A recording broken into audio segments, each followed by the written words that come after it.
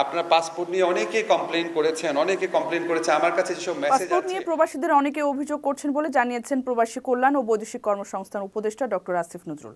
তিনি বলেছেন, ঘোষণা অনুযায়ী ইতোমধ্যে সৌদি প্রবাসীদের মধ্যে এমআরপি বিতরণ করা হচ্ছে, অতি শীঘ্রই বাকি দেশগুলোতে পাসপোর্ট পৌঁছে যাবে। আপনার পাসপোর্ট নিয়ে অনেকে কমপ্লেইন করেছে আমার কাছে যেসব মেসেজ আছে।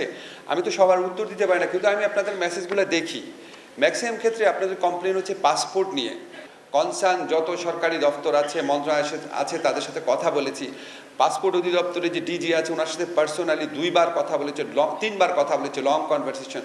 কনসার্ন মিনিস্টারদের নিয়ে বসেছি। কয়েকদিন আগে আপনাদেরকে একটা সুখবর দিয়েছি যে 15 ডিসেম্বর থেকে পাসপোর্ট পাঠানো শুরু হয়েছে।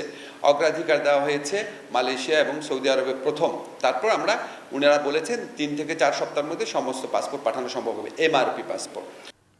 আসিফ নজরুল বলেন, পাসপোর্টের দায়িত্ব প্রবাসী কল্যাণ মন্ত্রণালয়ের না। অনেকে অভিযোগ করেছেন যে উপদেষ্টা কিছু করছে না, তবে বিষয়টি এখতিয়ারে না থাকলেও কনসার্ন দপ্তর ও মন্ত্রণালয়ে কথা বলেছি। এই সময় নিজ দপ্তরে নেওয়া কিছু উদ্যোগের কথাও তুলে ধরেন উপদেষ্টা। পার্সোনালি 2বার কথা বলেছে, 3বার কথা বলেছে, লং কনভারসেশন। কনসার্ন মিনিস্টারদের নিয়ে বসেছি। কয়েকদিন আগে বিদেশ থেকে প্রিয়জনকে উপহার পাঠান প্রবাসী শপের মাধ্যমে। যোগাযোগ করুন স্ক্রিনে দেওয়া নম্বরে।